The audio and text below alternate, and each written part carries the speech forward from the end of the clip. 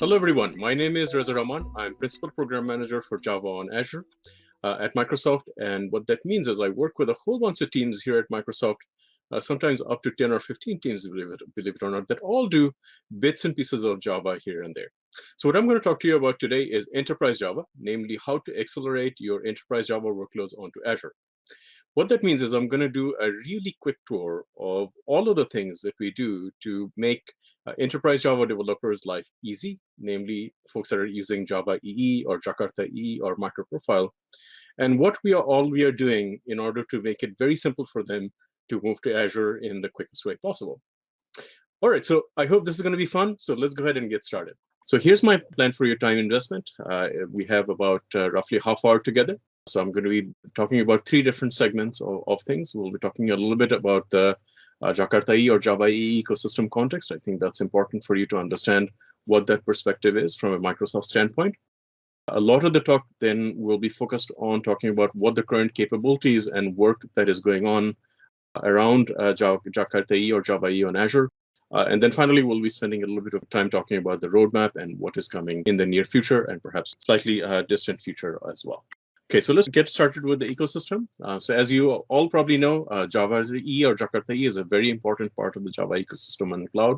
If you look at the rough numbers historically, between a quarter to a third of all workloads are run on some kind of Java EE application server, whether that's WebLogic, WebSphere, WebSphere Liberty, JBoss EAP, WildFly, or Payara.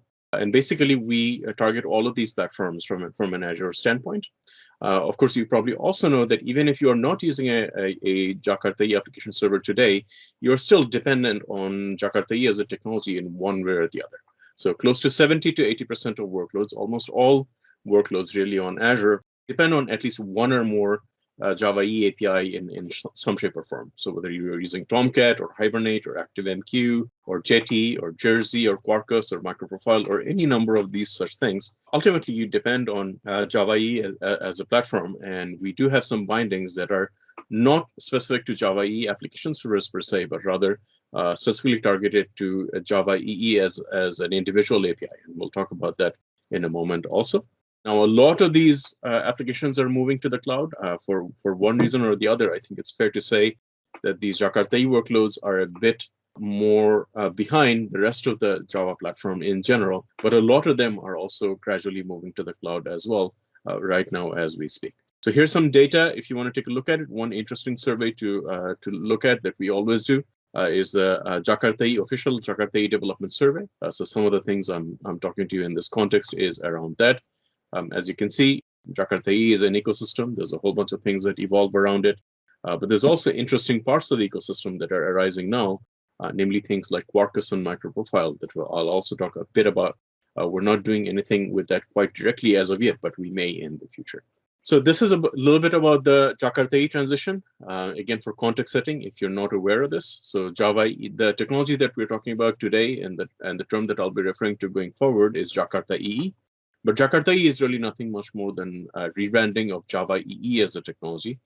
As you know, it's been around forever. It's almost 20, 25 years now. The namespace transition and the open sourcing of Java EE happened under the Eclipse Foundation and Jakarta EE8. Then we've now had, actually very recently, a namespace transition from the JAVAX namespace to the Jakarta namespace under Jakarta EE 9.0 and 9.1. And finally, we are talking about innovations and new feature updates in Jakarta EE10, hopefully later this year or early next year. And the roadmap for that is being worked out also. We always take a look at all of these things and see how our roadmap maps to all of these changes that are happening in the ecosystem. So if you look, as we talked about, the ecosystem is evolving. As you have seen in the previous slide, Java EE or Jakarta EE isn't a stagnant thing. It's always evolving and it continues to evolve. The direction that things are evolving right now is in the Jakarta EE and microprofile direction, along with these more newer, net new cloud native runtimes like Quarkus and Helidon. So there's quite a bit of, at least in early adoption, as you can see in the InfoQ analysis here, they put it in the early adopter bucket. That's just about right from an Azure standpoint also. So we are taking a look at things like Quarkus and Helidon. They're not reflected yet in our product roadmap, but it will very likely will be in the near future. So having talked about the ecosystem, let's now talk about what the current state is that builds upon that ecosystem.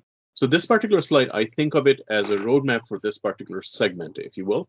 These are the various pathways that you can take as a Jakarta EE developer onto Azure. So there's virtual machines, there's containers, there's managed services. And for each of these, you can choose your own runtime, whatever your runtime happens to be. The significant ones, as we talked about today, is things like JBoss EAP, WildFly, WebLogic, WebSphere, as well as Payara. Payara, we don't address very directly in our product roadmap. We do have some work that we've done with Payara. But the reason we actually don't focus on Payara is that the Payara folks have done a remarkable job to do that on their end. Although I won't be talking about Payara, there's very strong support for Payara on the Azure platform, thanks to the Payara folks themselves. And we'll also talk about managed services. In particular, there's a very interesting offering that you should consider, namely JBoss EAP and App Service. And we'll also talk about some interesting work that is going on around the Azure Service Bus. That's our roadmap. We're going to spend a little bit of time discussing the different elements of this roadmap, and then before we move into more forward-looking things. So virtual machines. Virtual machines are a very old and mature technology. You can think of it as basically running literally the old little meme, if you will, your computer on somebody else's data center. Well, the data center in this case is Azure. So this is what we find is a lot of customers are still interested in virtual machines. It's a very easy way of getting into the cloud, as I alluded to in just a moment. And a lot of our business is actually around virtual machines. And in fact, it's fair to say that the entire Java on Azure, and in fact, Jakarta EE on Azure effort is enabled by the fact that Azure virtual machines don't just mean Windows anymore, and hasn't meant that for a while. In fact, we support all manners of Linux runtimes, and in fact, Linux runtimes are just about to overtake the Windows workloads that we have on Azure. However, though, the interesting thing to understand is when you are talking about virtual machines on the cloud, you need not limit yourself to simply getting an operating system and doing everything by yourself from there. In fact, there are two levels of abstraction that we provide over that, above and beyond what you would get on your on-premise data centers.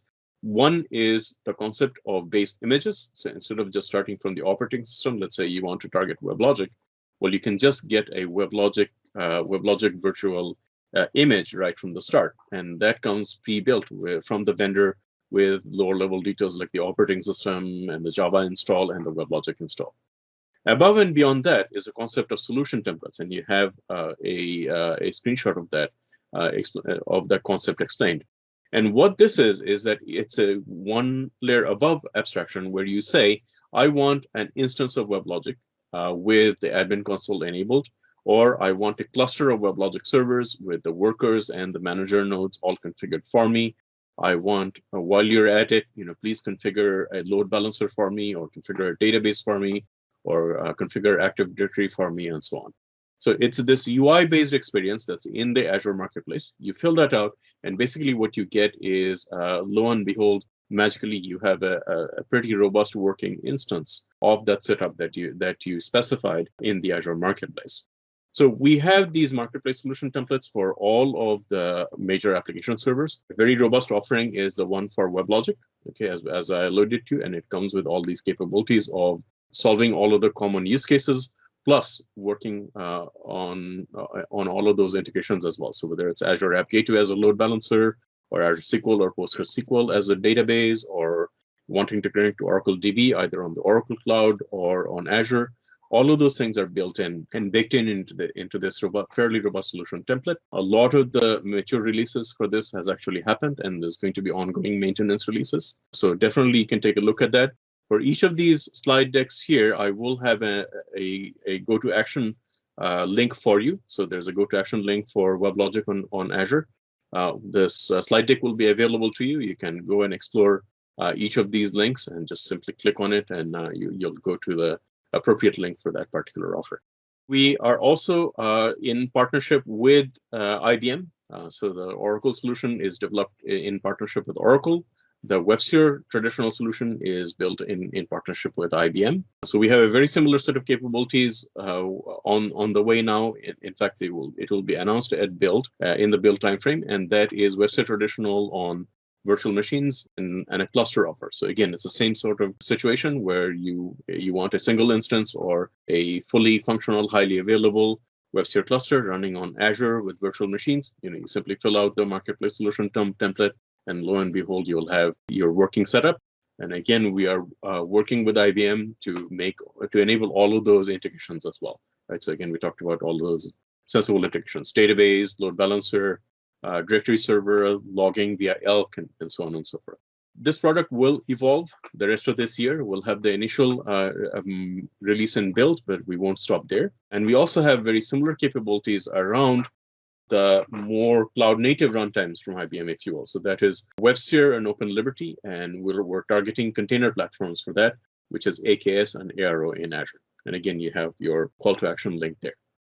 So containers are definitely extremely popular with Java EE and Jakarta EE developers. Probably the highest amount of interest going forward is in the containers domain. And of course, Azure has an extremely robust container offering, one of the premier tier AKS implementations, rather Kubernetes implementations, namely Azure Kubernetes Service or AKS. And we have other services built around that. So things like Azure Container Registry.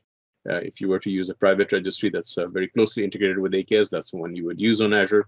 And also worth mentioning, if you don't want to use Kubernetes and you simply want to containerize using Docker, a very good option for you is App Service for containers, and that allows you to just Dockerize your application. Let's say you have just a single instance of your application or multiple instances of your application, and you don't need complex orchestration around that. For those use cases, App Service for containers is very, very useful. And again, we are working with the application servers to make sure those application servers run extremely well, and you know what to do, how to make it work on things like AKS. So in general, from an app server standpoint, the app server provider would give you their official Docker images as well as their Kubernetes operators in many cases, or if not in most cases. And what we do is basically provide best practices of how you go about doing that.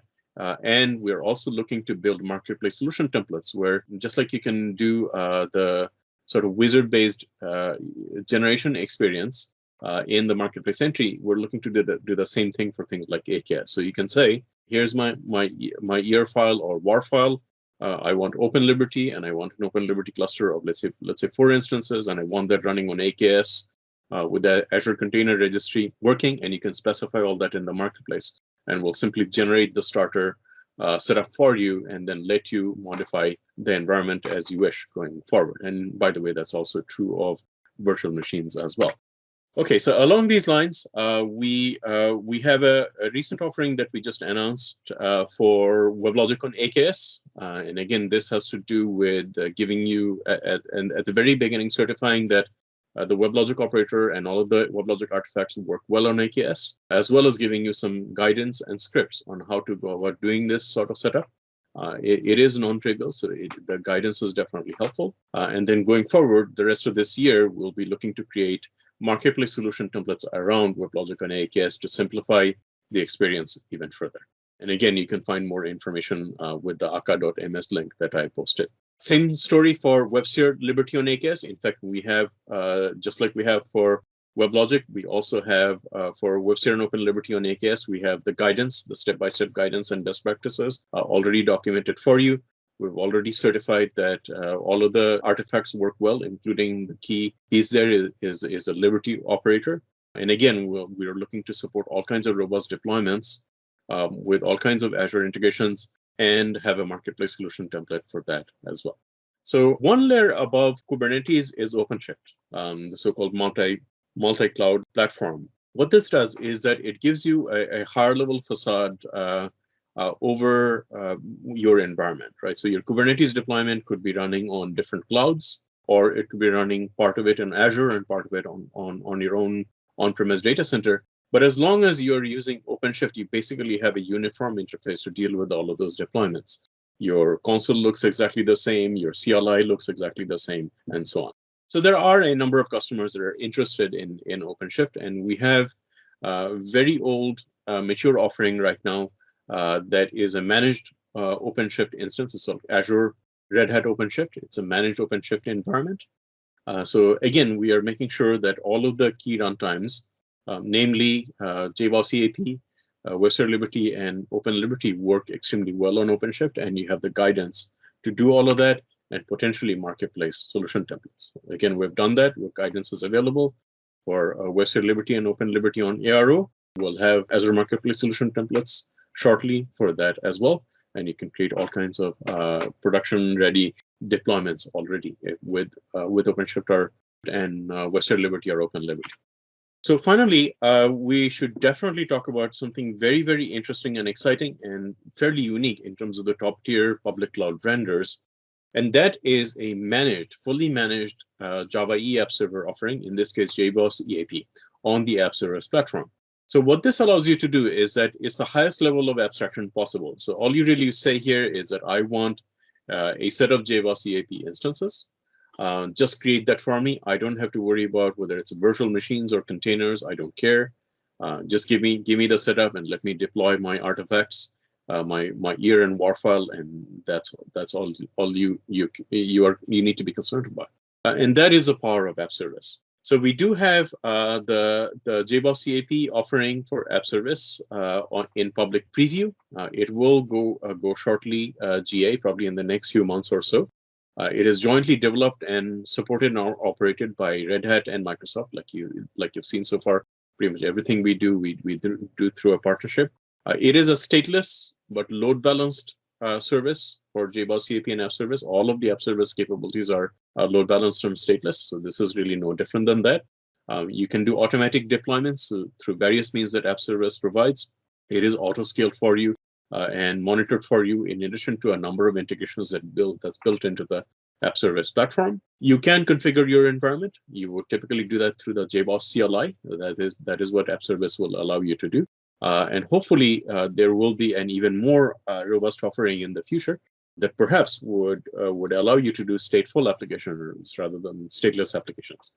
A public preview is a great time to evaluate things and to get engaged with the team. In fact, for all of these things, you can get engaged with the team that is developing this particular solution. I'll talk to you about that towards the end of our presentation today in a moment. But there's your call to action URL if you want to find out more about JBoss EAP on App Service. So another very interesting thing that we're doing is creating these Java EE API bindings for various key Azure services. And one of those key ones and a key interesting combination is Azure Service Bus and JMS. So now we actually have in public preview JMS2 support for Azure Service Bus. So you can connect to Azure Service Bus using the JMS API that you're already familiar with. And of course, this is in addition to the existing integrations that are there in Service Bus, including through AMQP, the Azure specific Java client libraries, or even bindings through Azure Functions. Want to find out more details about this? Please follow the link. One of the key things to understand here is that all of this is actually enabled through Azure Service Bus with AMQP and Cupid. Okay, Cupid is an Apache open source project, but definitely feel free to take a look at the details of that. Again, this will go GA fairly soon. Right, and there's a number of customers that are already using this, and you would definitely be very welcome to engage with us and be a public preview customer for JMS support in Azure Service Bus. About wraps up what the current state is. We'll talk in a moment a little bit about what the future may bring. But in the meanwhile, I won't have time to do a demo in this very short talk that we have today, but hopefully I'm going to give you something a little bit better. So what I have is actually on my own personal GitHub account, I have an end-to-end example of a typical Java EE application running on Azure. And the objective here is to give you something that you can take a look at by yourself and go through step by step and set up a demo by yourself. I think it's probably even more interesting than me simply doing a demo that you cannot repeat easily. This way you can go ahead and create the demo from scratch by yourself. And by the way, you can do this using a Azure free account if you don't happen to be an Azure customer today. So you don't have to pay anything just to try this out. You get a free Azure account for about a year. So let's talk a little bit about the roadmap. So just as I started with a map, if you will, of my talk, so I will provide another map for this segment of our talk today. And this one, I will annotate my map a little bit. So talked a little bit about all of the offerings that we have already. So the ones that are in the checkered flag, I consider we've made some pretty strong progress. So that is things like supporting WebLogic and WebSphere traditional on virtual machines, WebLogic and WebSphere Liberty and Open Liberty on AKS, WebSphere Liberty and Open Liberty on ARO, JBoss EAP on App Service, the JMS support for Service Bus. I think those are all in pretty decent shape, and we've been working toward this for a while now. So it is definitely ought to be in very decent shape. There are certain other things that are that were made strong progress on, and will continue to make strong progress on. So these are things like JBoss EAP on virtual machines, WildFly on virtual machines, JBoss EAP on ARO, and JBoss perhaps WildFly on AKS. And there's some areas where we sort of are depending on you to figure this stuff out on your own. There's really nothing stopping you. In the end, we are an infrastructure provider. All that we're talking about is how do we make that infrastructure transition for you as easy as possible. So the JBoss EAP and on AKS story is sort of one of those where you can do it, but you'll have to do it in more of a DIY, do it yourself way, as opposed to having concrete guidance and concrete tooling and concrete best practices from Microsoft and the respective partner. Okay, so we're in pretty good shape for the WebLogic and virtual machines roadmap. So we talked about this already, the basic capabilities of clustering and single instance and all of the integrations built in. That's already in mature shape. We'll be doing some maintenance releases for it going forward. But we're also looking to see how we can create simple migration tooling, even simpler migration tooling to, for example, say that you have an on-premise installation and you run some kind of static environment analysis that will allow you to have a point and click migration to Azure, at least to start. So that is the objective there. Similar story with WebLogic on AKS. So we've enabled through guidance and soon through a marketplace solution template, and in the next few months, the simple use cases of setting up a cluster on AKS or WebLogic, maybe doing some file-based persistence with Azure files, and then we'll work as time progresses along the lines of having a capability that's very similar to what we have for virtual machines today. And that is all the rest of these integrations, including perhaps down the line some migration tooling for this pathway as well. So I did want to talk a little bit about the WebSphere product family on Azure holistically. So this is a good graphic to represent that. So as we talked about, we'll soon have the release for WebSphere traditional on virtual machines. We also have guidance for running WebSphere Liberty and Open Liberty on either AKS and ARO. We will be having a marketplace solution template for those things as well, just like we have a marketplace solution template for WebSphere traditional on VMs. We are also looking to enable the transformation advisor piece from IBM into the Azure marketplace as well. And that is a tool that you can run that tells you what do you need to do in order to move from either an on-premise or maybe even on Azure WebSphere traditional setup to a setup that is based on containerization and either Open Liberty or WebSphere Liberty. And again, we are looking to not just do those simple use cases, but also figure out how do we best enable integration points, whether it's database or Active Directory or distributed logging on containers using Elk. One of the pieces that I'm going to talk to you as a roadmap item is JBoss EAP and WildFly on virtual machines. We do have quite a few customers, again, still pursuing the virtual machines pathway. So over here, what we have today is a set of what we call quick start templates. These are community quick start templates. You can use them. Instead of using a UI, they use a command line based interface using ARM templates to do similar kind of things, to have a simple deployment of JBoss EAP cluster or a WildFly cluster. We are looking to graduate these quick start templates into marketplace solution templates. So they would have Red Hat branding, and you would be able to point and click to a UI and be able to create that setup. If you want to find out about what is going on, at least in the quick starts, there is a call to action link there as well. So you can feel free to take a look at that. Okay, so that brings us to the end of our quick tour of all things Jakarta EE on Azure. So as you can see, the main thing that if you take away one thing today, it is that we are working on this, and there's a dedicated team and a dedicated person, aka me, that is committed to making you successful in your journey for Jakarta EE on Azure. And there's a number of different options for you already. You're already in pretty good shape. You don't have to do DIY. We're giving you all the tools and the guidance you need to be successful in your chosen path. We have all these toolings around containers and virtual machines for all the major app servers. We have an industry-leading PaaS offering for Java EE developers, namely JBoss EAP on App Service. That's going to be more robust going forward. And of course, we're looking to improve all the time. We're looking to work with you, right? Let me repeat that again. We're looking to work with you to improve all of these pathways and make sure we have the right things to make your life easier. And the way you do that is you help us help you, right? And a simple way to do that is filling out the survey. So there's a survey link posted on the slide. If you want to engage with us, want to work one-on-one with us on your migration case, it is completely free of charge to do that. All you need to do is fill out the survey and we will be in touch with you and we can begin collaborating. So for all of the things that I talked about, during the scope of this talk, there is actually a product announcement around that. So these are all of the product announcements listed in the resources section. For each of the product announcements, there will be other resources that you can go to. So the specific offering or a video or a getting started guide or whatever else you need, it's all a good place to get started are these product announcements. And that's what I have listed for you as a resource. Well, that was our tour of all things Java EE and Jakarta EE and microprofile on Azure. I know it was a very fast-paced tour. At least I'm having trouble breathing. I'm barely catching my breath right about now. So I do hope you got an idea of all of the things that we do on your behalf. And do take a look at all of the CTA links that are embedded in the slide deck. The slide deck will definitely be available to you. But the thought that I'd like to leave you with is basically help us help you. Right, and the way you do that is you engage with us and you work with us and to make sure that we're working on all the right stuff.